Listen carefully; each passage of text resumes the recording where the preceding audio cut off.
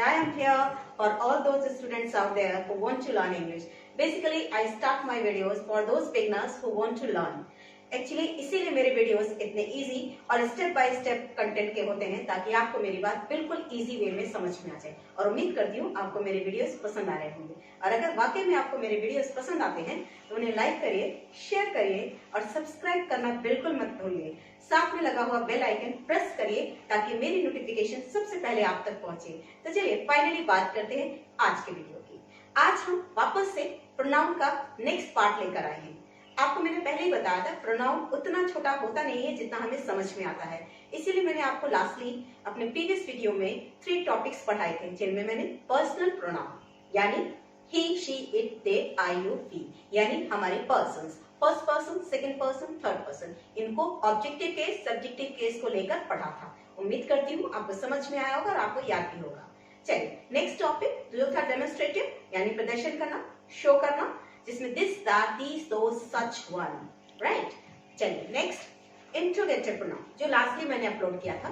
Interrogative pronoun जिसमें मैंने आपको समझाया था सारे क्वेश्चन वर्ड्स, सारे WHS वर्ड्स प्रोनाउन नहीं होते और कौन कौन से होते हैं और क्यों होते हैं वो भी मैंने आपको क्लियर किया था। उम्मीद करती हूँ आपको पसंद आया होगा।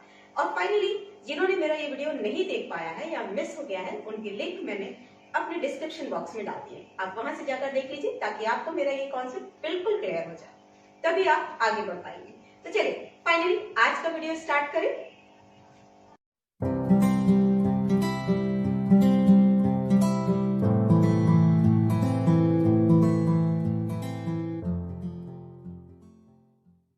फाइनली स्टार्ट करें प्रोनाउन से। प्रोनाउन एक ऐसा शब्द जो नाउन की हेल्प करने के लिए बनाया है। मैंने आपको लास्टली भी समझाया था। पहले बात कर ले कि प्रोनाउन को हिंदी में हम क्या कहते हैं, सर्वनाम, यानी एक ऐसा शब्द जो नाउन को रिप्लेस करने के लिए यूज होता है, यानी संज्ञा को रिप्लेस करने के लिए यूज होता है। वो कोई भी स्थान जहां पर नाउन को हटाना हो और किसी शब्द को लगाना हो वो शब्द हमेशा होता है हमारा प्रोनाउन। क्लियर हो रही है बात कि प्रोनाउन क्या होता है, सर्वनाम, यानी संज्ञा को रिप्लेस करने वाले शब्दों को ही सर्वनाम कहते हैं। क्लियर हो रही है। चलिए आज के टॉपिक में जो हम डिस्कस करेंगे इस पार्ट को, दैट इज रिलेटिव प्रोनाउन। चलिए बात करते हैं रिलेटिव प्रोनाउन की।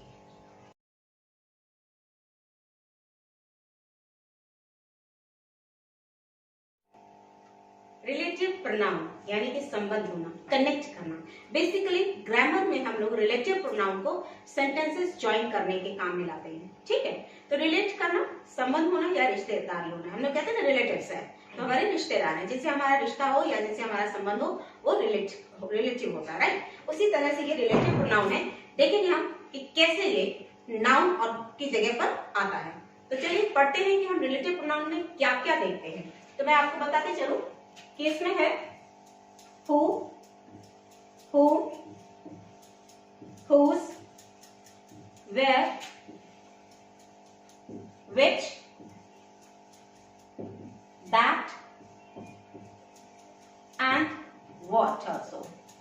अब आप पूछेंगे कि मैम अभी तो आपने पढ़ाया था लास्ट ईयर हमें इंट्रोगेटिव प्रोनाउन में कि मैम ये इंट्रोगेटिव प्रोनाउन के वर्ड्स हैं, फिर हम ये रिलेटिव प्रोनाउन में क्यों यूज कर रहे हैं। तो मैं आपको बताते चलूं कि वहां पर हम जब कोई सवाल पूछते थे, जब हम किसी से प्रश्न करते थे, यानी क्वेश्चन वर्ड यूज करने वाले सेंटेंसेस जब बनाते हैं तब वहां पर हम इनका यूज करते थे। लेकिन अब इन रिलेटिव प्रोनाउन में हम इनका 2 वाक्यों को जोड़ने का काम करेंगे। समझ में आ रही है बात। ये अब क्वेश्चन वर्ड्स नहीं है, ये यूज करेंगे नाउन को हटाने के लिए ताकि रिलेटिव प्रोनाउन को जोड़ा जा सके, एक सेंटेंस को जोड़ा जा सके, ना कि क्वेश्चन पूछने के काम में का। आप एग्जाम्पल से ज्यादा अच्छे से समझ पाएंगे। तो चलिए एक एक करके हम समझते हैं, ठीक है।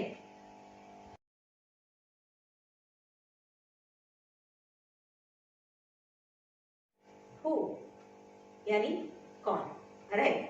लेकिन हम यहाँ जिसकी बात कर रहे हैं, जिस हु की बात कर रहे हैं वो है जो।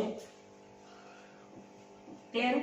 अब इसको कैसे समझना है उसको मैं आगे बताती हूँ। पहले मैं ये बताती चलूं कि हु का यूज किसके लिए होता है। मैंने आपको इंट्रोगेटिव प्रोनाउन पढ़ाया था, वहां पे भी बताया था कि हु का यूज पर्सन्स के लिए होता है। पर्सन्स हमारे कितने होते हैं, 3 पर्सन होते हैं, फर्स्ट, सेकेंड एंड थर्ड। मैं सबको मिक्स करके लिख दे रही हूँ। ही, शी, दे, यू और वी। ठीक है, तो इनके लिए ये भी एक प्रोनाउन है, यानी इनको रिप्लेस करने के लिए भी यूज होता है हु, लेकिन किस रूप में? रिलेटिव प्रोनाउन के रूप में, संबंध बताने के लिए। ठीक है, अब इसके आगे चलते हैं कि हु को अब हम जो के रूप में यूज करेंगे। एक छोटा सा एग्जांपल हम देख लें कि मैं उस लड़की को जानती हूं जो मेरी मित्र है। मैंने क्या वर्ड यूज किया? जो मेरी मित्र है। ठीक है, अब इसको थोड़ा डिटेल में समझें। I saw a man, I saw a man, clear है? A man was player, man कौन है? Player. I saw a man was a player, was a player, clear है? अब इनको ज्वाइन करने के लिए, इन दो सेंटेंसेस को ज्वाइन करने के लिए हम कैसे हु को प्रयोग करेंगे? देखिए, आई सॉ अ मैन, इतनी बात क्लियर है?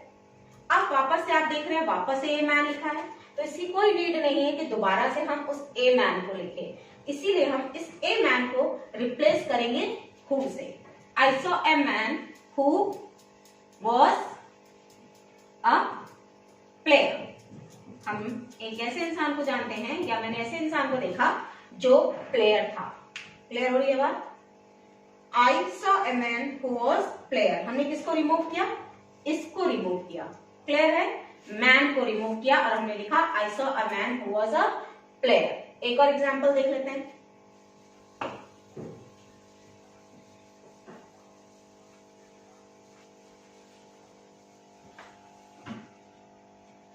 She is a girl, she is a singer कर लेते हैं, ठीक है? She is a singer, she sang a beautiful song, she sang a beautiful song। आप देख पा रहे हैं कि दो सेंटेंसेस लिखे हैं। She is a singer, right? Second sentence is she sang a beautiful song, और उसने क्या किया? एक ब्यूटीफुल सॉन्ग सुनाया या गाया। चलिए, अब हमने सबसे पहले इसको सेंटेंस को लिखा, she is a girl, sorry, she is a singer, वो एक सिंगर है। अब आप देख रहे हैं कि क्या है? she। अब ये she किससे रिलेट कर रहा है? इससे। क्लियर हो रही है बात? और ये क्या है? सब्जेक्ट। ठीक है, तो सब्जेक्ट को रिमूव करने के लिए, यानी इस पर्सन को रिमूव करने के लिए हमने यहाँ पर लगाना है हु। क्यों? हमने जाना है कि जो भी कोई पर्सन होता है उसको रिमूव करने के लिए हम यूज करेंगे हु को। तो सी सैंग अ ब्यूटीफुल सॉन्ग की जगह हम लिखते हैं she is a singer who sang a beautiful song, beautiful song. Clear हो रही बात? She is a singer who sang a beautiful song, यानी यहाँ पर हमने इस C को यहाँ पर लिखा था, ये हमारा सब्जेक्ट था, जबकि यहाँ पर ये प्रोनाउन था। यहाँ पर क्या था? प्रोनाउन था। इसको हमने वापस से रिमूव किया और यूज किया हु को। तो अब ये सेंटेंस बन गया हमारा She is a singer who sang a beautiful song. There is no need to say 2 times she. कोई जरूरत नहीं है कि एक ही शब्द को हम 2 बार यूज करें। उसकी जगह हमने क्या यूज कर लिया? Who co. इतनी बात क्लियर हो रही है? हु समझ में आया कि हु को हम कहां पर यूज करते हैं? हम बेसिकली ये प्रोनाउन को रिमूव करने के लिए इस हु का प्रयोग करते हैं। दूसरी बात, 2 वाक्यों को जोड़ने के लिए भी हु का प्रयोग होता है। तो चलिए अब बात करते हैं हुम की।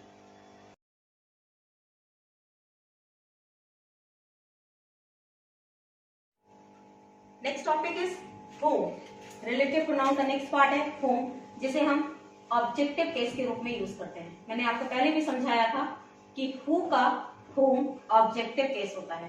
क्लियर है? हु को जब हम ऑब्जेक्ट के रूप में यूज करें तो हुम का यूज होता है, जो हम एक्टिव और पैसिव वॉइस में करते हैं। फाइनली हम यहाँ पर देखें कि कैसे यूज होगा।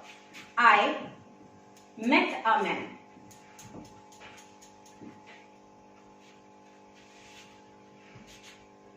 I talk to him, I talk to him. Clear है? I met a man, I talk to him. अब इसको ज्वाइन करें, कैसे हम whom को लाएंगे यहाँ पर? I met a man whom I talk. Clear है? अब आप कहेंगे मैम आपने कहां से ऑब्जेक्ट को हटाया? तो आपको मैंने पहले ही बताया था कि ये क्या है? मैन। और यहाँ I talk to him, him कौन है? Object. They both are object. Clear हो रही बात? They both are object. इसीलिए हमने जब इसको रिमूव किया तो हमने यूज किया whom। क्लियर हो रही बात? कि जब हम ऑब्जेक्ट को रिमूव करते हैं तो वहां पर who की जगह whom का यूज करते हैं। अब एग्जाम्पल से समझिए, I met a man, मैं एक आदमी से मिला। ये आदमी कौन है? ऑब्जेक्ट है, क्योंकि ये कौन है? सब्जेक्ट। क्लियर? अब इसमें आते हैं, I talk to him, मैंने उससे बात की, तो मैं कौन हो गया? सब्जेक्ट, जबकि him कौन हो गया? ऑब्जेक्ट। क्लियर होगी बात? अब जब हम इस ऑब्जेक्ट को हटाएंगे तो हम लगाएंगे whom को। मैंने लगाया I met a man, I met a man whom I talk, जिससे मैंने बात की। क्लियर हो रही बात? कि जब भी हमें सब्जेक्ट की जगह ऑब्जेक्ट को रिमूव करना हो, वहां पर रिलेशन दिखाना हो, तब हम whom का यूज करेंगे। क्लियर है?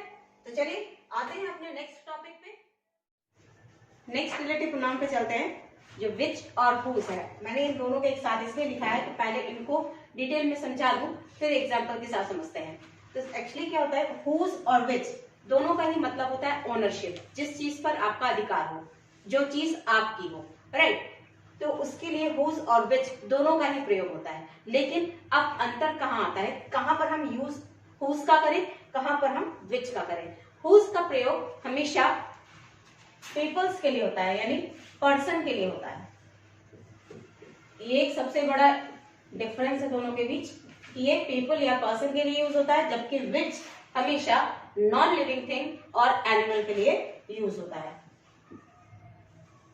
नॉन लिविंग और एनिमल। क्लियर है?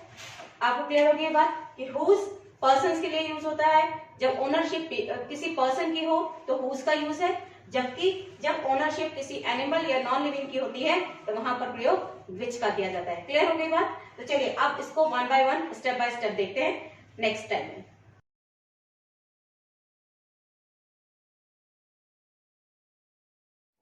Next relative pronoun is whose.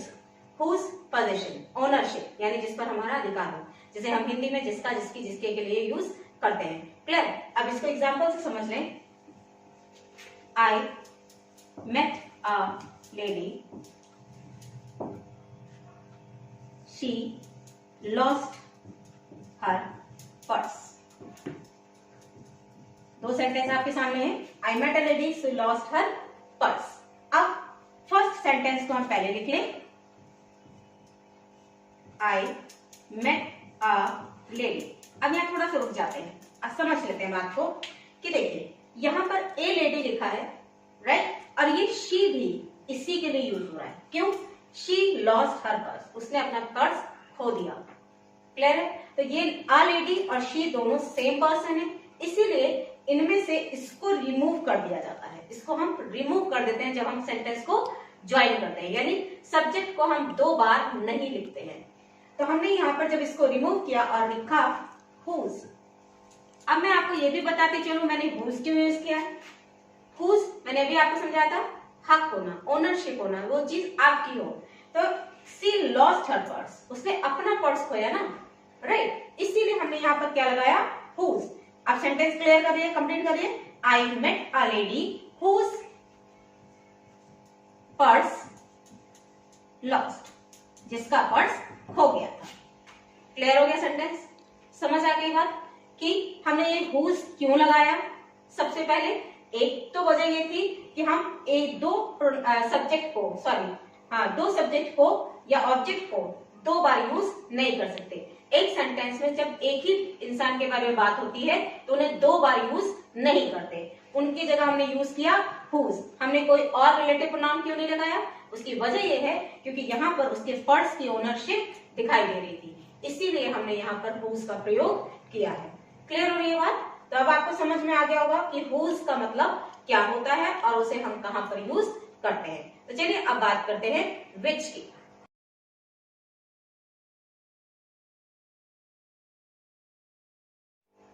Next relative pronoun is which, जिसका मतलब मैंने अभी आपको समझाया। इसका मतलब ये पोजीशन होता है, ओनरशिप होती है, जिस पर आपका अधिकार हो। बस फर्क इतना होता है कि हुज और विच में, कि हुज आता है पर्सन्स के लिए, जबकि विच का प्रयोग होता है एनिमल्स और लिविंग थिंग के लिए, नॉन लिविंग थिंग के लिए, सॉरी, यानी निर्जीव वस्तु के लिए और एनिमल्स के लिए। तो आपको क्लियर रहेगा कि एनिमल्स और नॉन लिविंग के लिए यूज होगा हमेशा विच का प्रयोग। तो देखिए एग्जाम्पल कैसे बनता है इसका।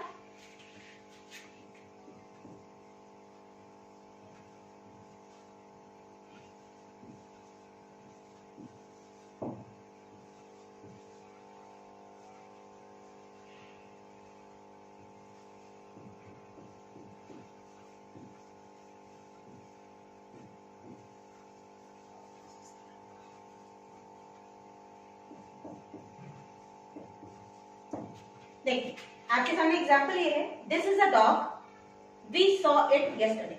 ये वो दिस इज अ डॉग, ये डॉग है, वी सॉ इट यस्टरडे, हमने इसे कल देखा था। क्लियर हो गई बात। अब आप एक चीज काउंट करिए कि इसमें कौन सी चीज है जो कॉमन है। तो आप ये देख पा रहे हैं कि डॉग और इट दोनों ही कॉमन है, ये दोनों ही एक दूसरे के लिए यूज किए गए हैं। मैंने आपको पहले भी बताया था कोई भी सब्जेक्ट दो बार या कोई भी ऑब्जेक्ट दो बार यूज नहीं होता। जब हम उस सेंटेंस को ज्वाइन करते हैं तब उस सब्जेक्ट उस वर्ड को रिमूव करके किसी रिलेटिव प्रोनाउन को यूज करते हैं। अब वो रिलेटिव प्रोनाउन कौन होगा वो हम सेंटेंस के अकॉर्डिंग बनाते हैं। तो चलिए इसमें देखें कैसे हम विच का यूज कैसे कर पा रहे हैं। तो फर्स्ट ऑफ ऑल हम स्टार्ट करें लिखना, दिस इज अ डॉग। अब देखिए this is a dog clear हो गया। अब विच, जिसे वी सॉ यस्टरडे, जिसे हमने कल देखा था। अब ये जिसे कौन है, जिसे किसके लिए आ रहा है, इस डॉग के लिए। तो डॉग कौन है, नॉन लिविंग है, इसी वजह से यहां पर हमने क्या यूज किया है, विच का प्रयोग किया है। आपको बात क्लियर हो रही है कि this is a dog which we saw yesterday. हमने क्या रिमूव कर दिया, इट क्यों रिमूव कर दिया, क्योंकि ये भी किसके लिए आ रहा था, डॉग के लिए आ रहा था, राइट। इसको रिमूव किया और हमने यूज किया विच। आई होप ये बात क्लियर हो रही है। चलिए इसका नेक्स्ट एग्जांपल समझ लें।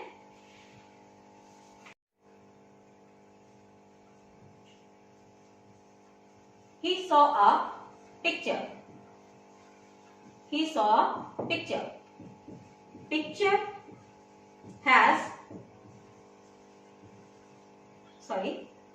has many colors. Picture has many colors. Clear? ये देखिए आप सेंटेंस वापस से, he saw a picture, उसने एक पिक्चर देखी, picture has many color, picture में many colors थे। तो चलिए इसको ज्वाइन करें और देखिए कैसे हम विच का प्रयोग कर पा रहे हैं। आपने एक चीज फिर से कॉमन देखिए, दोनों तरफ क्या है, पिक्चर, यानी इसको हमें रिमूव करना है। अब देखिए कैसे, ही सॉ अ पिक्चर, पहली चीज तो क्लियर हो गई और सेंटेंस बिल्कुल क्लियर है आपको। अब इसके आगे, अब picture has many colour, picture के में मैनी कलर्स हैं, बहुत सारे कलर्स हैं। तो ये पिक्चर को रिमूव करना है ना, पिक्चर की क्वालिटी बता रहा है कि उसके पास मैनी कलर है। तो यहां हमने यूज किया विच।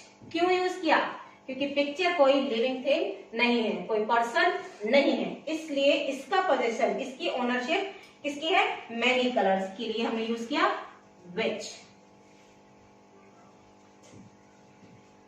देखिए फिर से देखिए, ही सॉ अ पिक्चर, उसने एक पिक्चर देखी, which has many colour, which has many colour, जिसके में बहुत सारे कलर हैं। क्लियर हो रही है बात। फिर से देखिए एक बार समझ लीजिए कि हम किसी भी सब्जेक्ट को अगर वो दो बार हो या ऑब्जेक्ट दो बार हो तो एक बार ही उसका प्रयोग करते हैं, दूसरी बार उसके साथ कोई प्रोनाउन यूज करते हैं। यहाँ पर हमने विच का प्रयोग इसीलिए किया है। दूसरी बात, कौन सा रिलेटिव प्रोनाउन लगेगा ये अकॉर्डिंग टू सब्जेक्ट पर डिपेंड करता है कि सेंटेंस आपका क्या पूछ रहा है, क्या मांग रहा है, उसके अकॉर्डिंग हम विच, हुज, हु या हुम का प्रयोग करते हैं। तो आपने देखा कि which का प्रयोग किस तरह होता है। तो चलिए अब आगे बढ़ते हैं।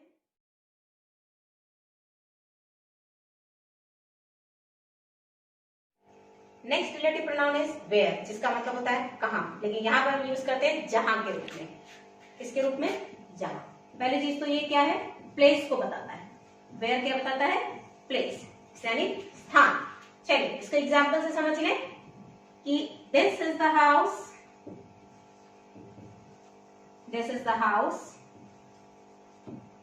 I lived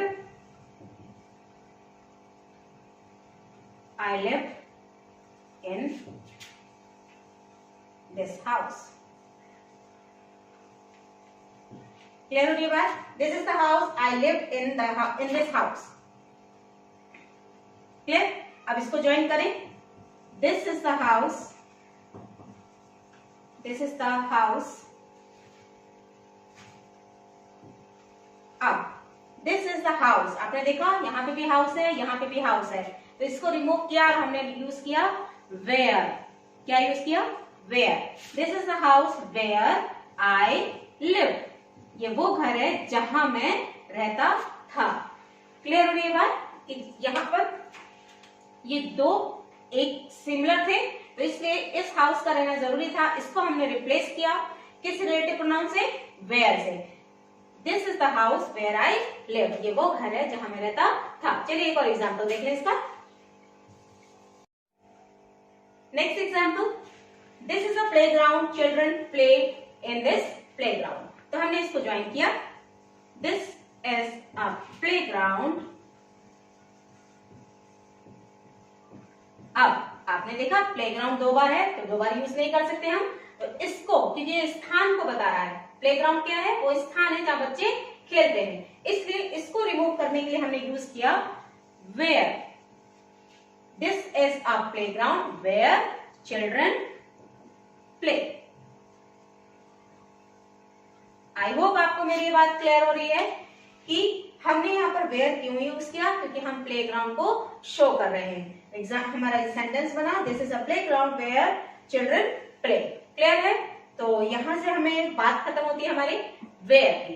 एक चीज और मैं बीच में आपको रोकूंगी कि देखिए मेरा जो कॉन्सेप्ट है वो थोड़ा डिटेल है, थोड़ा लेंथी है, इसे स्किप करने की कोशिश ना करें, इसे काट काट के ना सुने, इसे पूरा पढ़ें, पूरा वीडियो देखें, तभी आपको मेरे कॉन्सेप्ट क्लियर होंगे। तो उम्मीद करती हूँ आप मेरा वीडियो फुली वॉच करेंगे। ठीक है, तो चलिए आगे आते हैं इसके अगले कॉन्सेप्ट पे।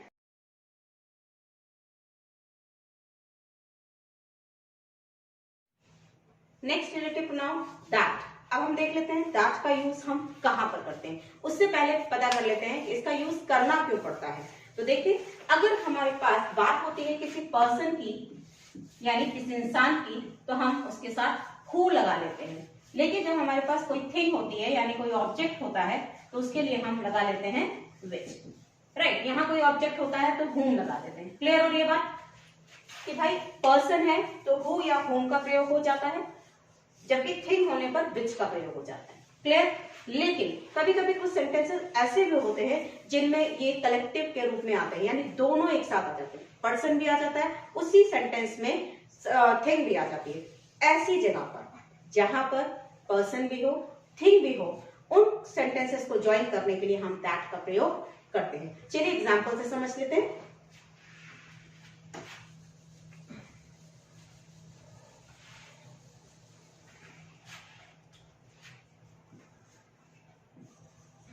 She and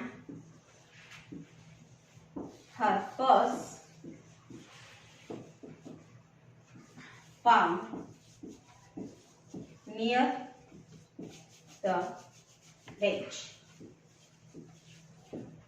देख रहे हैं आप सेंटेंस को? एक शी भी है।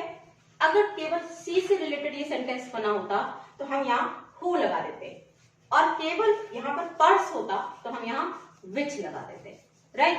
लेकिन क्योंकि एक ही सेंटेंस में शी भी है और पर्स भी है, अब जब एक ही सेंटेंस में दोनों चीजें आ गई, सब्जेक्ट भी हो, सॉरी पर्सन भी हो और दूसरी बात थिंग भी हो, तो दोनों ही सेंटेंस को जोड़ने के लिए हम यूज करते हैं दैट। ये क्लियर हो गई बात? तो चलिए एक और सेंटेंस करके देख लेते हैं।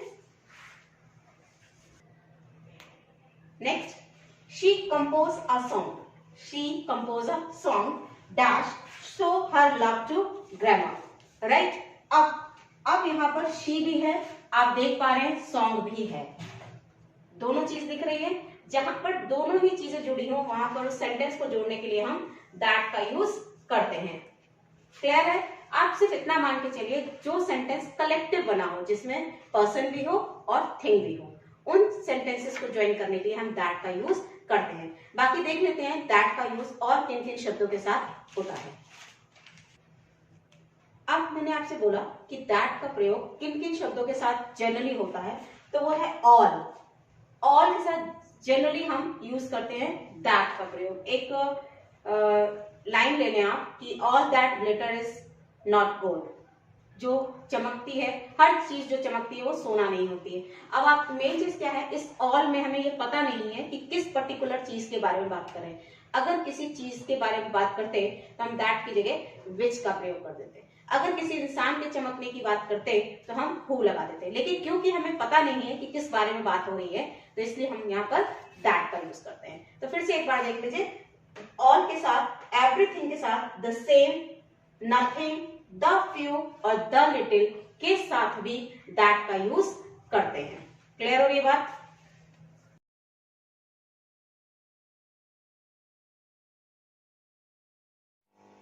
Next concept relative pronoun, that is what.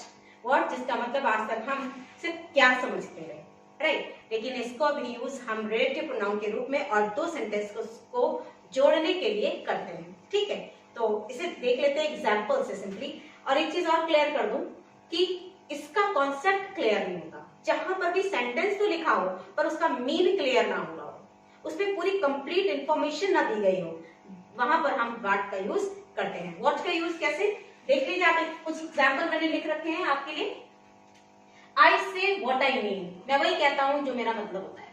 अब मैं क्या कहता हूं मुझे पता नहीं, राइट। मैंने सिर्फ एक कहा आई से व्हाट आई मीन, मैं वही कहता हूं जो मेरा मतलब होता है।